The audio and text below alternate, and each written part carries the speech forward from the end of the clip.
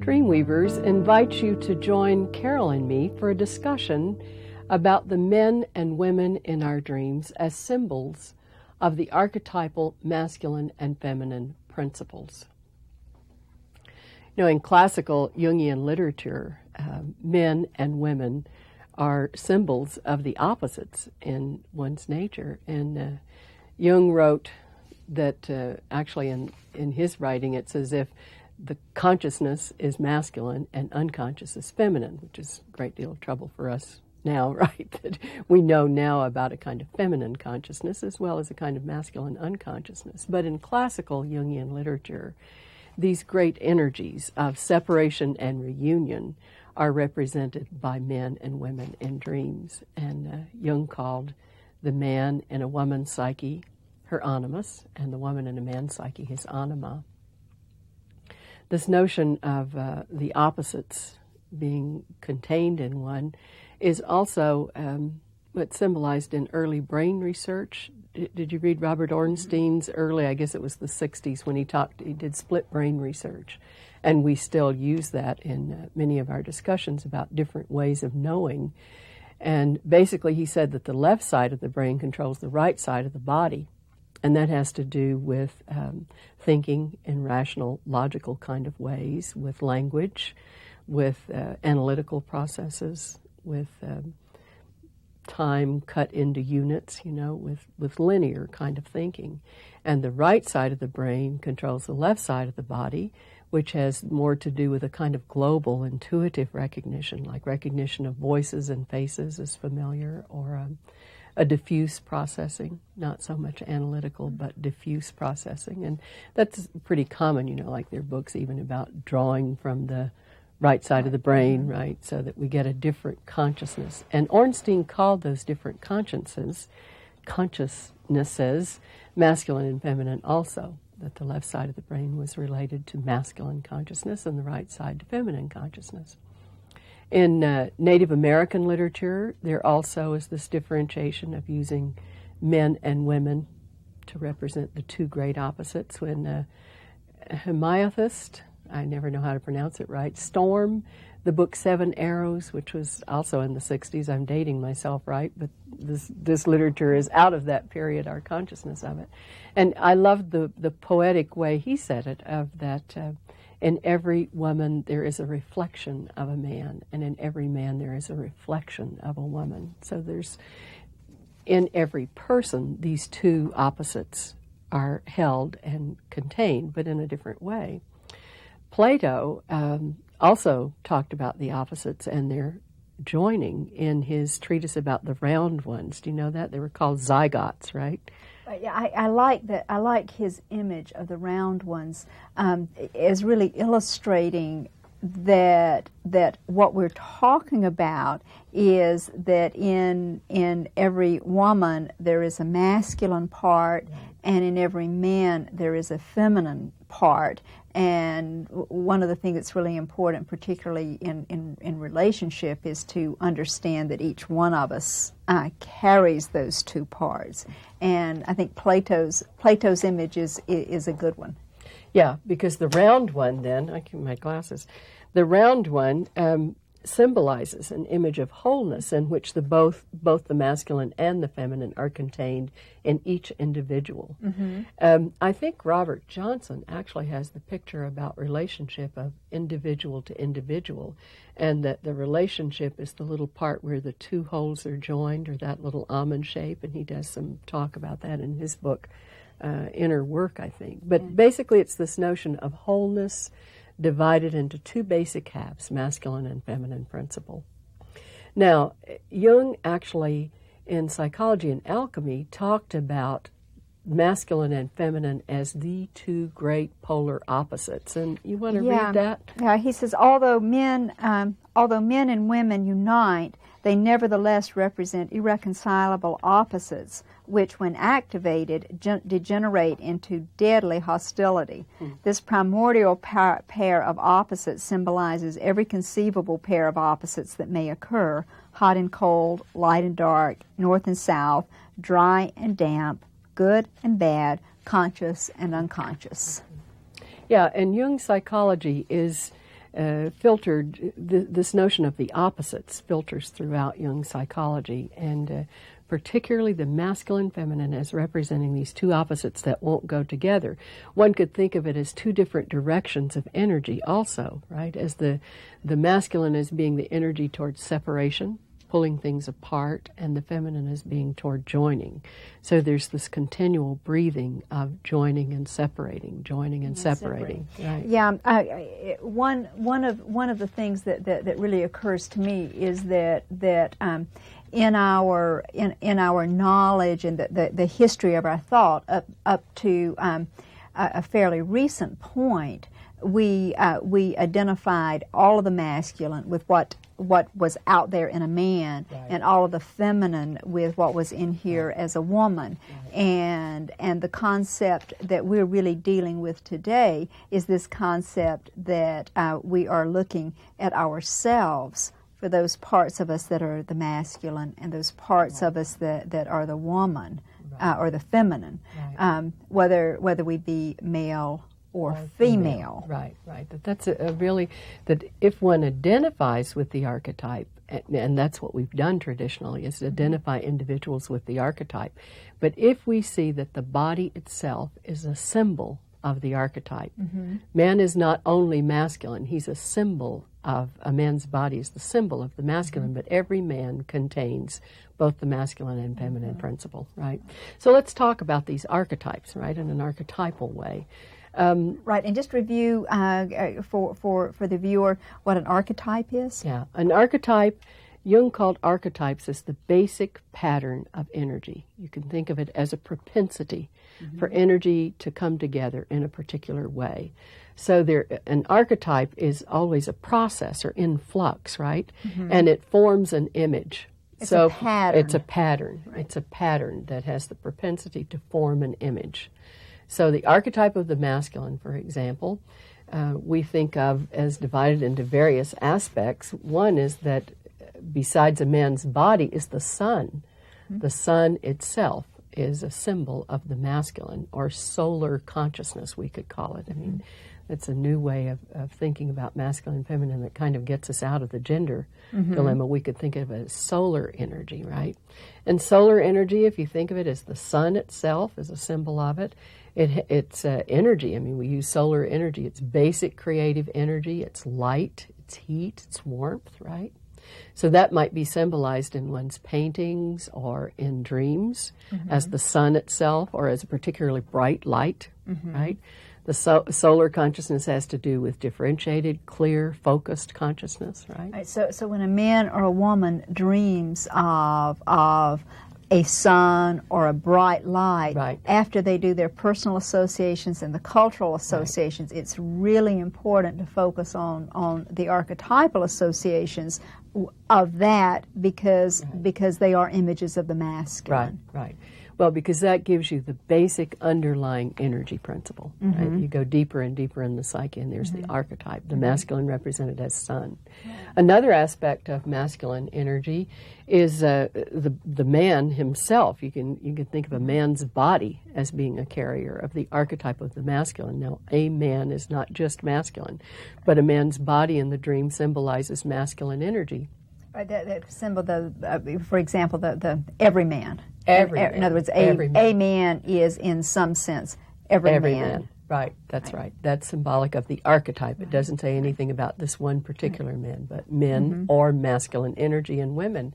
And I always like to think of Jung gave such a simple definition of masculine. He said, you know, good masculine energy is it's somebody who knows what he wants, knows how to get it, and has the perseverance to pursue it, you know. Right. So that's our old stereotypical notion of a good man. Right. But Jung also added to this masculine energy that kind of facility with life can be expressed in a heroic way in terms of an extroverted fashion, or in an introverted fashion it expresses itself more like a kind of holy man or a sage, where that energy is contained and related primarily to the unconscious. So the sun is an image of the masculine archetype. A man's body is the image of the masculine archetype. Also, there's logos itself. Thinking itself has to do with masculine consciousness. Right, and logos. Logos, right. Logos means the power of logical thinking, rational logical thinking, a Greek word. It's differentiated consciousness. It wants to cut things into parts and into pieces, to analyze them, to take them apart. So logos would be that differentiated thinking that is associated particularly with masculine consciousness. And images? And images would be in dreams like knives or swords, any kind of cutting, differentiating quality. I think also sometimes even a gunshot, you see, or pinning somebody to the wall, nailing it down. So you might have a hammer and a nail, you might have a gun with a bullet right at the thing, right, with perfect aim. That kind of on-target differentiating quality might be represented by, logos might be represented by a teacher or a barber. You know, a barber cuts hair, arranges thinking in a particular way. Often the analyst is depicted in dreams in that way. Rearranging, cutting, having to do with the thinking. Okay. Boxes, categories. See, logos also classifies and categorizes things, right? So these are images of items that when they appear, either in an active imagination or in a dream, that we go to that archetypal level and identify this archetypal energy. So they're concrete images of metaphoric reality, right? Right. In the first method we talk about that the language of dreams uses these concrete images to talk about the metaphoric reality of cutting. Knife is the metaphor of cutting, right? To knife me, pin it down. Another way to think about an essence of the masculine archetype is phalos, you know, the penis itself. And that phalos energy is the energy to penetrate, to fructify, right? To fill with seeds. It represents all this potential in the masculine archetype of becoming, of disseminating, right? Disseminating consciousness, or filling, or probing into, prying. And of course the best symbol of phallic energy is the penis itself. Jokes are always made about any psychological thing about phallic images, right? But phallic images have to do basically with that energy toward penetrating, probing, seeding. So it could be the penis itself, it could be seeds, right, that would be scattered, that would be shown as phallic energy. Or a probe, like a deep sea probe, going into further and further, right? And bringing just the consciousness. shape. I mean, even something as common as the is it the Lincoln Monument or right, the like the an Washington? obelisk, Yeah, right? yeah. And that would represent that kind of energy of spiritual spires, due to, right, of the energy of masculine, actually the masculine essence of spirit, of moving upward, transcending ordinary consciousness. And that obelisk is an old image of that. The other way of thinking about the masculine archetype is as spirit itself. Now, spirit's a kind of hard to get at word, right? We think of somebody, a spirited person, as somebody who's full of life, full of breath, right? Animated, able to move, has a sense of just being full of life. And that shows itself in dreams sometimes as the great spirit itself, right? Like wind, Like Wotan is a dark, hot wind, right, of a dark spirit that comes through. Or spirit can also show itself as birds, airplanes. These images in dreams might well refer to the spirit. The top of the mountain, a sage, like a spiritual leader, like a yogi or a Buddha or a Christ figure, a rabbi. Sometimes Jung himself is seen as a carrier of spirit, or that relationship of one's own personal life to the great spirit of creativity itself. So if we go over the masculine again, its essence is in solar consciousness, the sun, right? And it shows itself as man's body itself, as logos, as phalos, as spirit. And also the Chinese called it the great yang principle. They saw it as the fiery dragon in heaven, all that energy of a fiery dragon. And there's another image of wholeness in the Chinese literature of the symbol of the Tao. You know, like Plato's round one, the symbol of the Tao is a circle divided into dark and light side, with a piece of the dark in the light side and a piece of the light in the dark side. And the Tao is a symbol of combination of the yin and yang energies. The yang portion of that is masculine, the masculine archetype, and the yin portion we'll talk about later in the feminine archetype. But it's a symbol of holding these two great energies together. And this is the classic Jungian description of the masculine. Right, right. And those images have been around for a long time. A long, long time. Now, another way, in an even simpler version of a classification of masculine principle, I kind of pulled these together.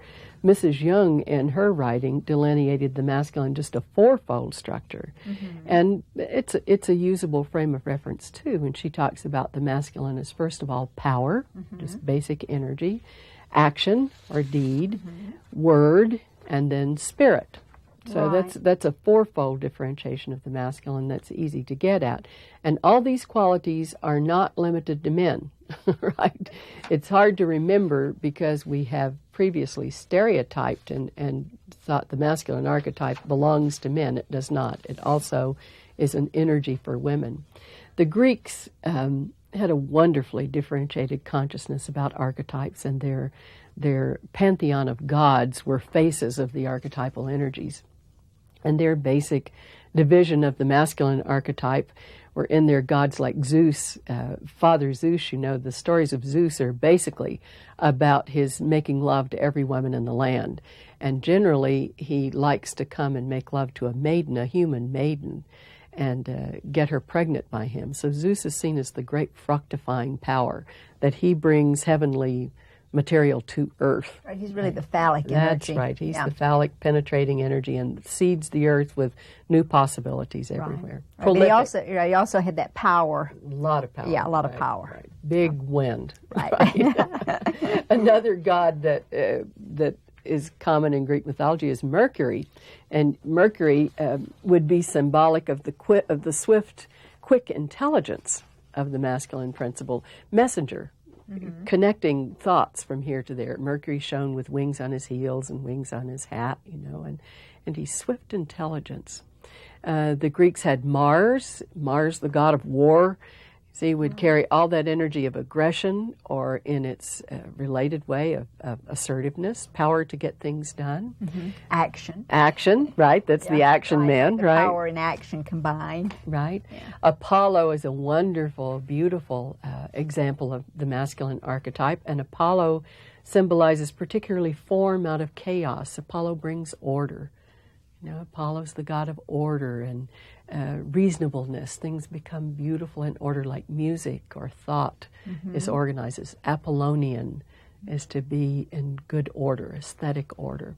And the opposite of that is the god Dionysus, who is the god of spirit, the god of wine, right? Breaks things up. Good food, right? Breaks things up, breaks up the ordinary order of things. And that's another example of masculine energy. Then there's the very ordinary Hephaestus. Hephaestus is the workman.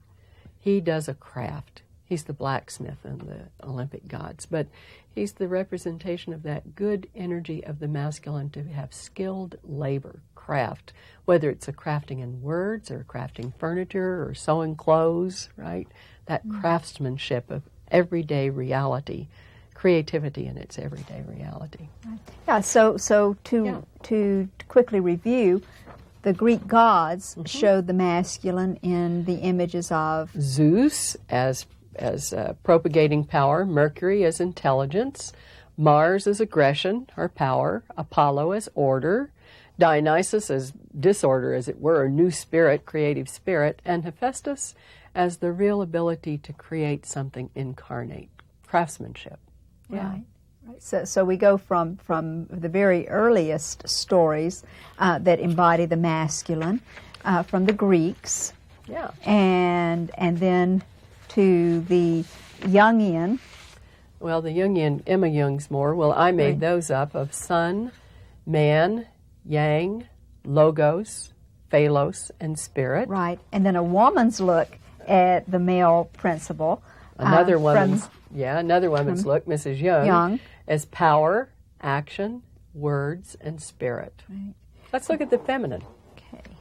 Now, if we remember that these are archetypal powers, so we want to now talk about the feminine archetype, not women, but the feminine archetype. And the light of the feminine archetype is the moon, right? And the quality of the feminine that the moon best symbolizes, I think, is its cyclical nature. That the thing that is not changing is change, that you can always expect change, right?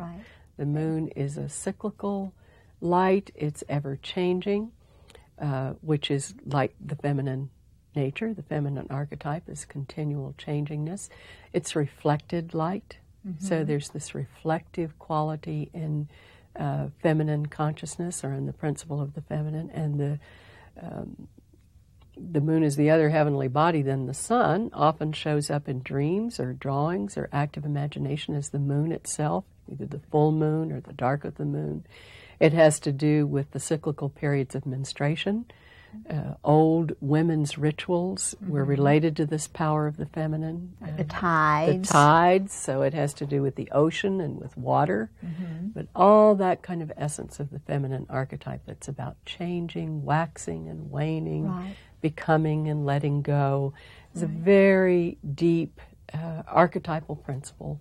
And all of the jokes about the full moon. Right, all the jokes about the full moon, right, have to do with the fullness of the power of the moon. So the moon also has to do with wolf power or witch power, right? That basically dark, wild power of the feminine carried by the moon. Then another symbol of the feminine archetype is a woman's body.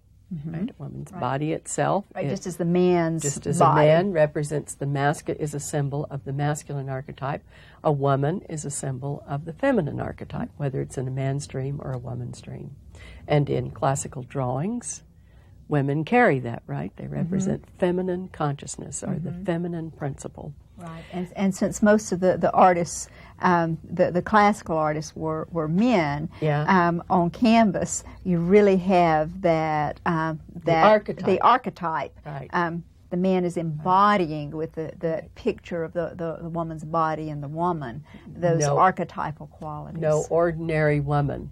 But the archetypal fullness of the feminine, with like in whatever period of time the woman shows, she shows the particular cultural feminine consciousness of the time, right? Like the rounded, full-bodied woman, right? Or like the thin, wispy virgin in another period of time, right? So that one gets a sense of the archetype itself more through men's outpicturing of the feminine than real women, right? And vice versa with men. That the real archetypal masculine is found more coming from women. From the women's images. Right, women's images. And then there is the Chinese outpicturing, not of yang energy, but of yin energy. It's so beautifully written, Carol. We brought it of the I Ching's talk about the feminine, the yin principle. Yes. The I Ching says, it is the dark, yielding, receptive, primal power of yin. Its attribute is devotion. Its image is earth. The receptive does not combat the creative, but completes it. It represents nature in contrast to spirit, earth in contrast to heaven, space as against time. The receptive connotes spatial reality in contrast to the spiritual potentiality of the creative. It is a power which perseveres like a mare. The mare combines strength and swiftness of the horse with the gentleness and devotion of the cow. The earth in its devotion carries all things, good and evil, without exception. Right. I think that's such a poetic, lovely way of talking about the feminine principle in its wholeness. The basic energy of the feminine principle is reunion, and that's expressed by the Greek word eros. Eros is about personal relatedness, and we talk about erotic love as if it's sexual, but it's sex also then is a symbol of eros, not to be reduced, of union, right, of binding things together. So sex is the expression of this incredible draw between the two energies, and that's expressed as eros. So the feminine principle of relatedness. It, at its best, eros shows itself in terms of real human personal relationship. And that's the gift which the feminine brings, whether it comes through a man or through a woman, is personal relatedness. Eros at its worst is incredible enmeshment, like the current fad of codependency, is a kind of mutual dependency where things are stuck together and can't get differentiated, right? Right. So that's still eros. It's an enormous power of togetherness. Now, its symbols in dreams are, first of all, sex. Secondly, connectors. Eros is represented in dreams sometimes by bindings, like being tied up by ropes or connected through a chain, right? That if one doesn't have enough connection to life itself, one might dream that he is bound to a tree by a chain. That's Right, to interesting. compensate for his wanting to fly too high, right? Yeah. Or any kind of connectors, even glue. Glue is sometimes a metaphor that an image that shows up as a metaphor for needing to connect, to get stuck together, right? Another aspect of the feminine archetype is carried by the womb. The uterus itself is an image of containment. The power to contain, to hold. And that's a way of creating. See, if we think of phallic energy, that's a way of creating by penetrating and filling with seeds. Right. The womb is a way of holding, brooding. It's that kind of creativity that comes in the dark, where you just hold and wait and wait and wait. One can be pregnant with an idea for 9 years, right? Before it's given birth. But that sort of brooding creativity. Yeah, I think when I've seen products of active imagination, many times the image that's drawn will be a womb, like when really the person, the element of the dream isn't particularly about, or doesn't appear to be particularly about the womb, but the shape of a meadow. Right. The shape. A container. Yeah. And that it's maybe that symbolic of it's the unconscious itself in the contained form. An effort to contain unconscious material. So that womb-like quality of the feminine principle is symbolized in dreams by caves, by the womb itself, a pregnant woman, right? By any kind of container, a tomb, a box, right? Now, and you it's see, interesting. Like you look at a box, and the person's personal associations really have to say, is this box a category? right? Then it's masculine. If in fact it is a container, Right. then it'll be To feminine. be held, Yeah, right. which is a kind of an interesting. It is where the images come together, isn't it? Right. Yeah. So this containment and holding power we experience through the mother, really, or through a lover, right? It also is shown in mythology as the chalice, right? The container of spirit. Right. Yeah, I was fascinated the first time that I heard that, just in relationship to all of the stories of the search for the Holy Grail. Right. Right. And that level of archetypal understanding is one that I had never had. They had just been adventure stories, and suddenly they take on an entirely different meaning when the heroes are out searching for the Holy Grail, right. The chalice as the container or the feminine principle that hasn't been integrated. Yeah, and if we think of the chalice or that holding place as an image of the soul, because the soul, as the ultimate in the feminine archetype, is the ability to hold spirit, to contain it, and that's what gives meaning to life. So to hold it in a personal cup from which one might drink, that the Holy Grail is the ability to have meaning, to hold meaning, and that chalice often represents the soul itself. The soul can be depicted in also a woman, again, or particularly an unknown woman, or a baby, right? But some very vulnerable image of the feminine often carries the soul. There are many images of soul, but soul is the essence of the feminine principle that has to do with connecting one's spirit, a way to carry one's spirit into life and into relationship. So shall I say them again? Sure, let's review that.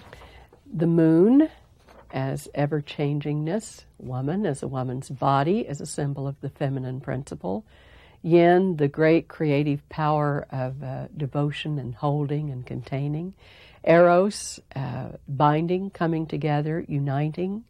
The womb is primarily a symbol of the feminine archetype of containment, or the ability to hold and brood and give birth out of that holding, containing quality. And the soul as the essence of the ability to hold, to carry, to contain meaning in such a way that it can be related to the person. Again, the Greeks outdid themselves, The Greeks in their period of creating the gods had such a differentiated consciousness. So let's think of some goddesses that carry these qualities. I think that it's really, really terrific the way that the Greeks took a masculine principle and embodied it in a god, and a different kind of masculine principle in another god. Right. And they did the same thing with the feminine. The different parts they embodied in different goddesses. Right. And so instead of it just being a man or a woman, each god carries a particular aspect of the archetype, right? And as we do work with our dreams, and the men and women our dreams, we create as if new gods ourselves that are our personal gods. Right. We do the same kind of thing. Right. If we look at the different men or the different women, in a way we're doing what we're recreating what was done at the beginning of the race. That's right. That's right. And now we need to have individual personifications of these energies, because our cultural representations of these energies have broken down and are no longer meaningful. Right? Whereas if we're bereft, and so we return to the Greeks. Right, and how did the Greeks And so the Greeks delineated the feminine as, first of all, the earth mother Demeter. And Demeter is all that mothering, caring quality, and her daughter Persephone, which is the transformative aspect. Persephone goes to the underworld for part of the year and comes back, and it's always the renewal of spring. So Demeter and Persephone are the mother-daughter pair that carry that particular feminine energy of, on one hand, the earth mother is the relationship to nature and its ability to be ever present, and then Persephone is the ever-changing aspect of nature. The Greek goddess Aphrodite is a wonderfully beautiful and powerful goddess, and she's the goddess of love, or the goddess of Eros, and Aphrodite has basically to do with connectedness. She seduces people into connectedness with her or with life. Artemis is a goddess. You look at pictures of Artemis, they're basically in her relationship to the young things of nature, to animals. She's a midwife related. She's like a blithe spirit in nature. And that's a very wonderful aspect of the feminine that's been ignored, that young women are really in touch with. Right. Yeah, I always liked the pictures of Artemis on her horse. And the relationship of her to the horse, I thought was always That's generally an really Artemis. beautiful Artemis as image. Diana in Roman literature is pictured often as the one of the hunt, right? That her relationship to nature.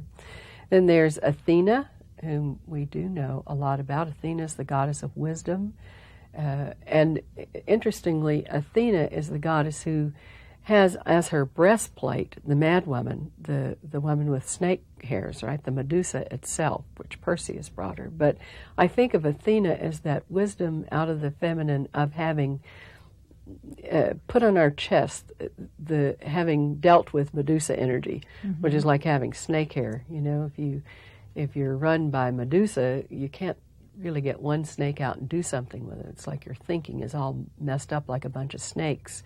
But to really learn differentiated consciousness and wear it as an integrated image is to have Athena kind of wisdom. And Athena is the connector to cultural value. She brings grace and aesthetics out of the culture.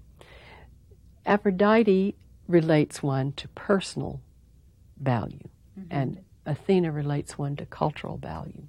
Then there's Hera, who is the eternal wife. She raises heck with Zeus all over the place and is always the jealous wife, but she also is the loyal wife. So that notion of wife, which is very hard for women to get free of, but it's carried by Hera in such a way that it's a devotion to marriage itself, right? It's not so much as we take it, like wifely duty is a feminine principle in submission to the masculine. But I think in its original form, Hera was the carrier of the feminine principle of relationship to a form for the integration of the masculine feminine, that marriage itself. And she jealously guarded that.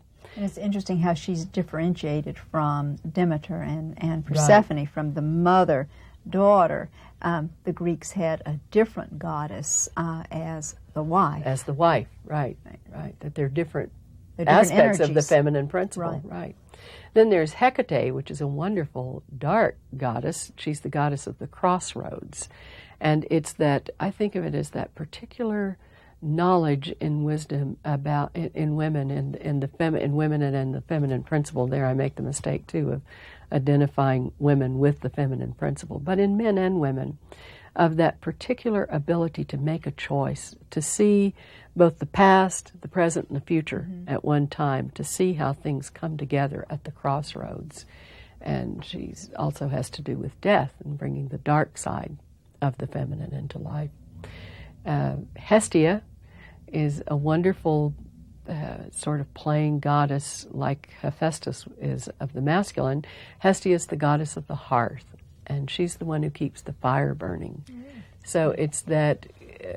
and the cook? Yeah, and the cook. That element in the feminine principle of devotion, not perseverance like in the masculine, but kind of perpetuity.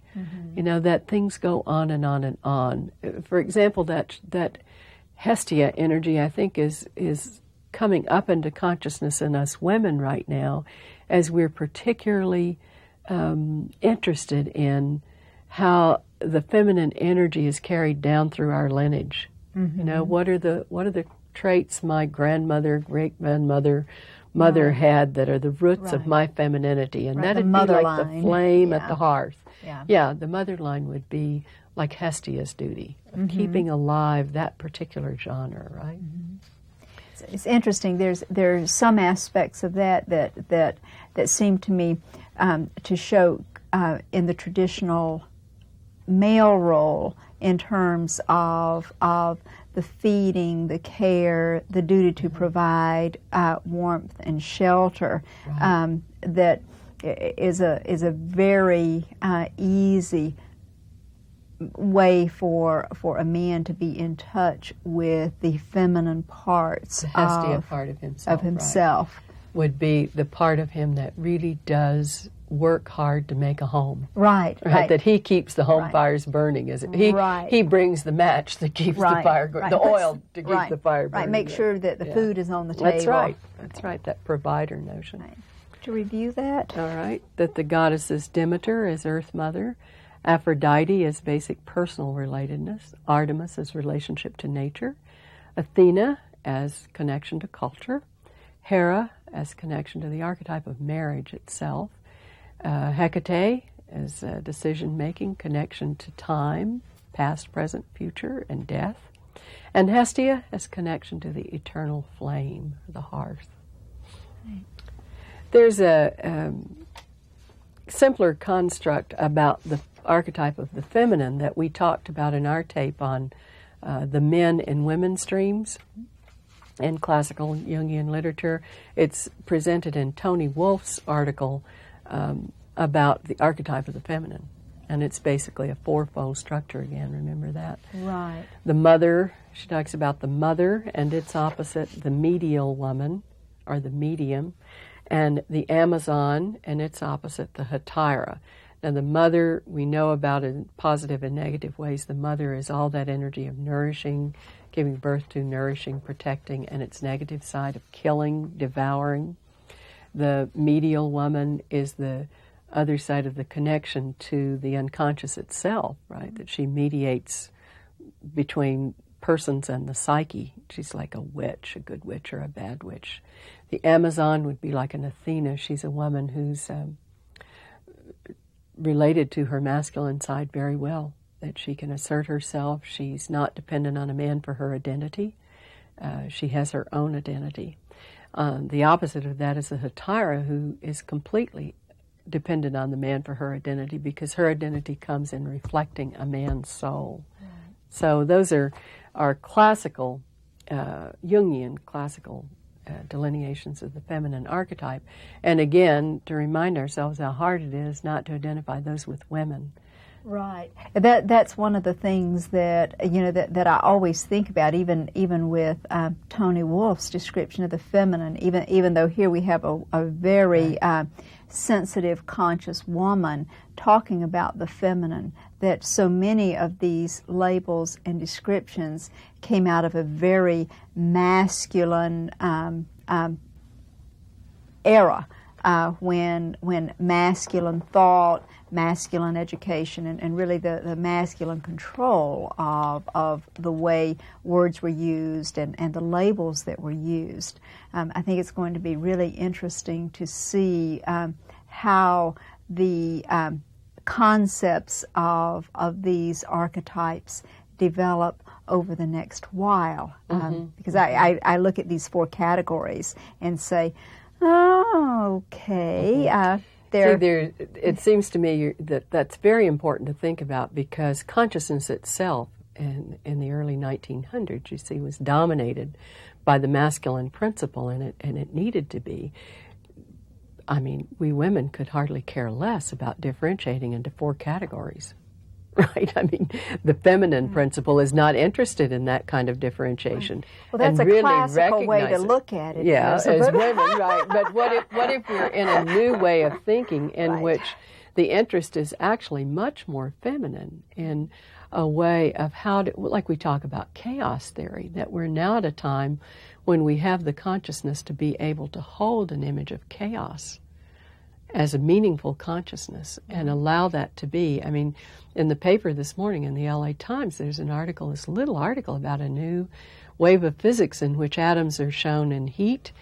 Did you see that? And in cold, and that if they get cold enough, the particles tend to come together in a stream. Right. So that we are at a new age in our way of thinking and our way of being able to be conscious. Right. I think we still have some need for a differentiated early frame of reference. I mean, we need something to get rid of, right? So these early frames of references are helpful if we spend our energy breaking out of them. You know, not trying to fit ourselves into those old pigeonholes, but we use them as stepping stones. Right, stepping stones to integrate the fact that as a whole person, we recognize all of these different qualities in different ways in ourselves. Every individual, right.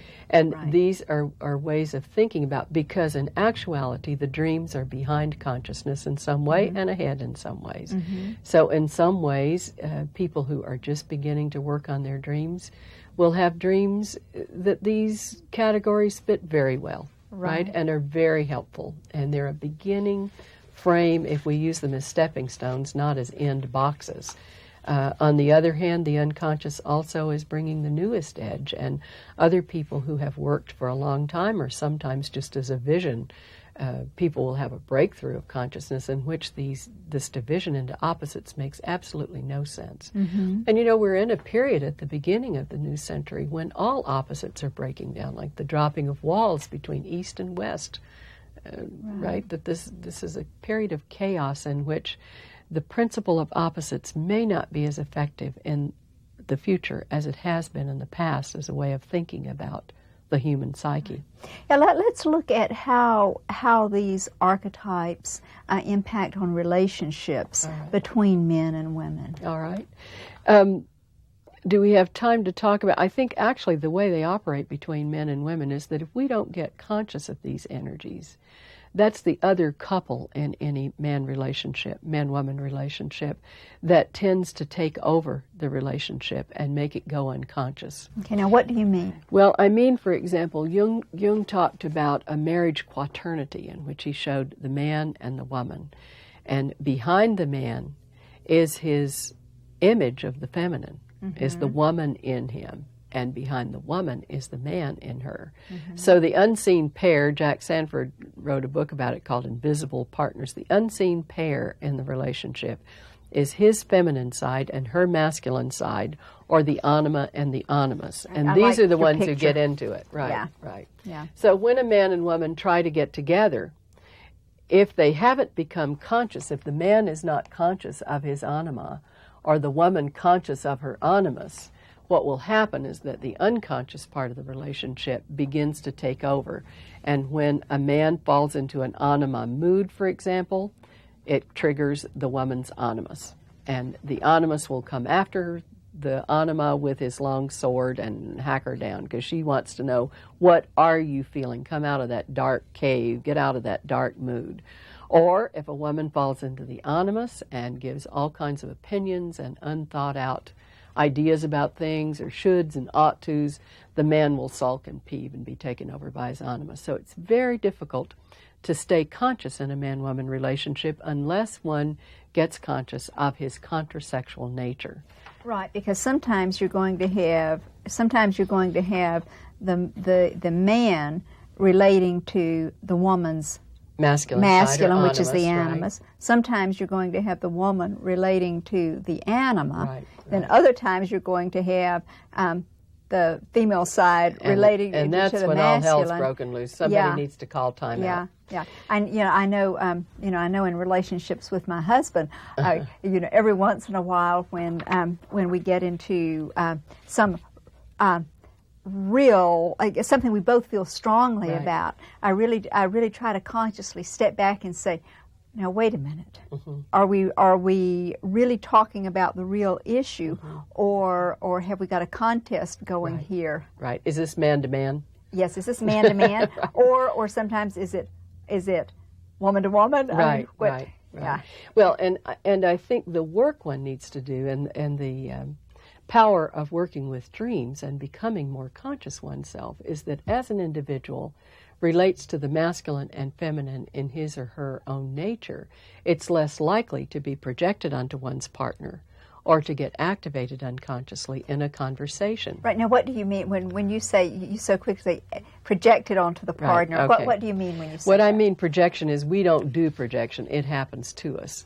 So that What is it? anything we're unconscious of in ourselves, like if I'm unconscious of my animus, which is this whole body in me, the animus in a woman would be that unconscious masculine archetype, to the extent that I haven't related to it.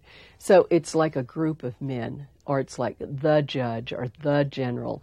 It's the whole compendium of thinking of my culture. It's not thinking related to this particular question or this particular incident. It's just general principles, general ideas, general truths, right? But not related to the particular thing.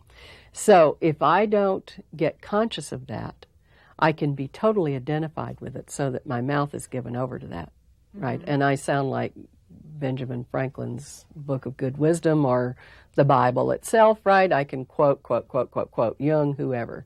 The animus takes over my mouth. And when it does, sometimes I say it's like I'd like to have duct tape therapy. You know, if you could just take a round roll of duct tape and put it over your mouth so that that stuff doesn't come out like a steam engine. Right. Now, that's when I'm identified with it. If I'm unconscious of it, it will take me over because I haven't done my own thinking, right? When I project it, I expect a man to carry these ideas. See, if I have not related to it at all, and I have no connection, and I have rejected any kind of consciousness of the masculine, I look for that judge in the man. So my husband says to me, this meatloaf doesn't taste as good as usual. Ugh, I'm totally crushed, because now I have projected onto him the ultimate judge of my value, right? And my whole value is tied up with how I cook, right? Now, then that's a funny thing, because if I fall into a kind of hysterical mood, I don't really know what I think or what I feel. It's like an attack. Any critical thought feels like an attack when I'm unconscious of my own thinking or of my own feelings, right? And I fall into a kind of hysterical crying fit. I have become like the anima of my animus, right? Because I'm now hysterical. I don't know what I feel. If I could just say, that hurts, that would be helpful in the relationship, and he could apologize and say, I didn't intend to hurt you. What generally happens, though, is that instead of my consciously expressing my feeling when I hear a criticism from my male partner, is that my male side comes out like Lancelot, you know, with his sword, and he says, well, you don't cook so good yourself, right? Right. And attacks him in reverse. Or all you do is criticize my cooking. You never like my cooking. So it's an offensive defense, right? And then the battle gets going. You never like my cooking, escalates into, how do you know what I feel, right? And then the nasty anima takes over, and she's whining and yelling and screaming. And basically, once I was aware when I was in the park with my children listening to this couple argue that, my God, they all sound alike. It doesn't matter what you're fighting about, right? That an anima battle is kind of like this basic sound, you know. From her mouth comes rat-tat-tat-tat-tat-tat, and from his mouth comes meow, meow. Right? Yeah. That's a basic underlying melody, it seems to me. So a woman's responsibility in relationship to these archetypes is to get conscious of them, and the figures in her dreams can help. Her consciousness of the feminine principle for women of our time is sometimes needs to be developed also, because many of us as girls identified with the masculine principle.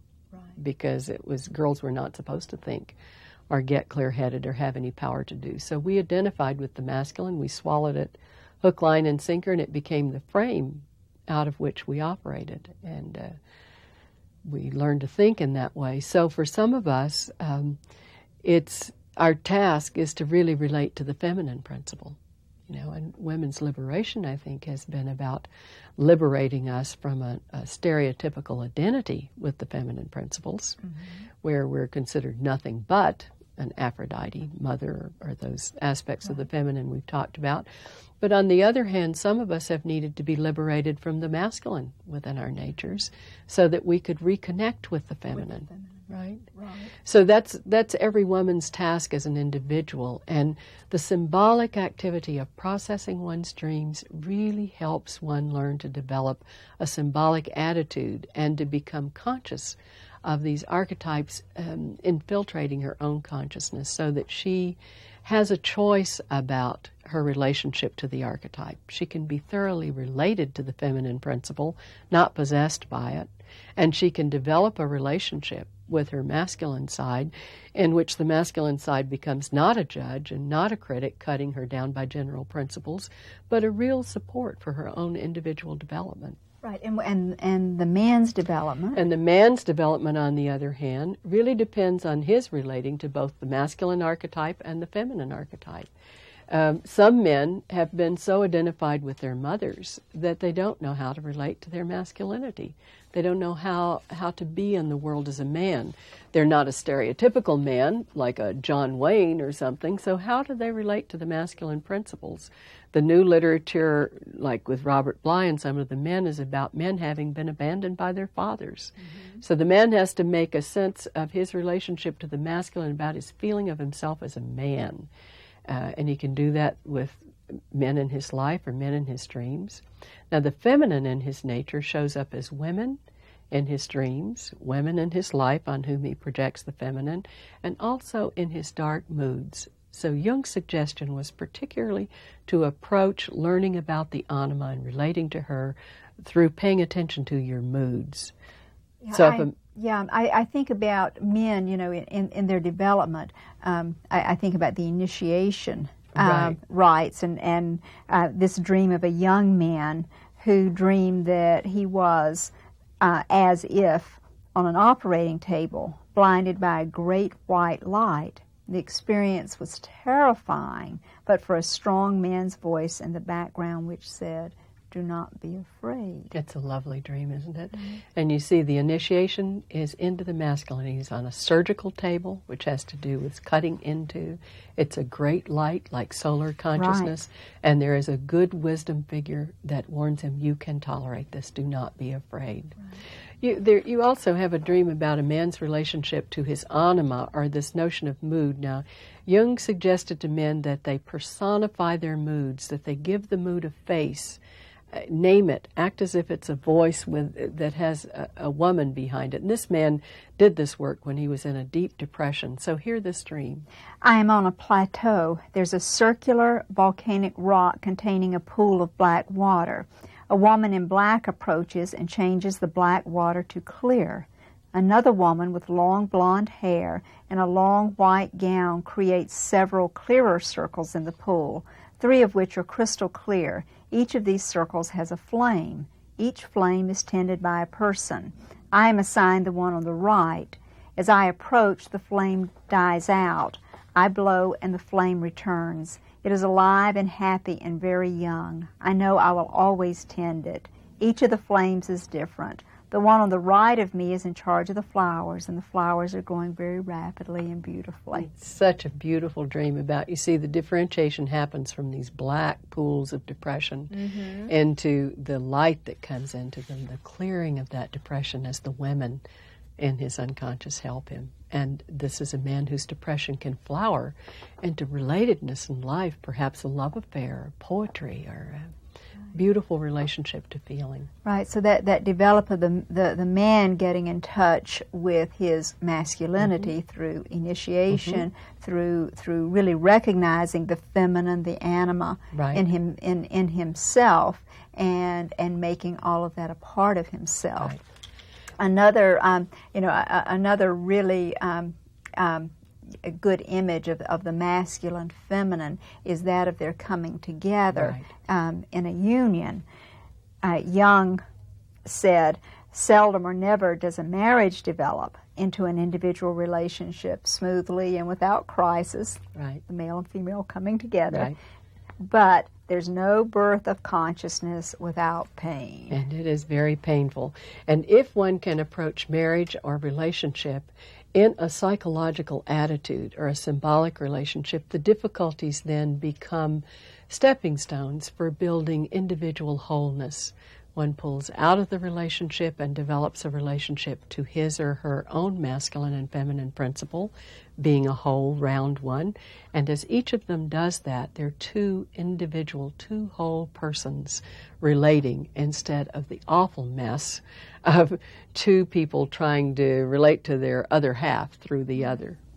I think that this is a lovely image of wholeness for the individual, and also wholeness as a couple. I think it's very, very clear from the discussion that through active imagination, through dream analysis, that one can get in touch with all of the archetypal parts of oneself and achieve wholeness as an individual, but also work very in depth on problems with the people with whom he or she is in relationship.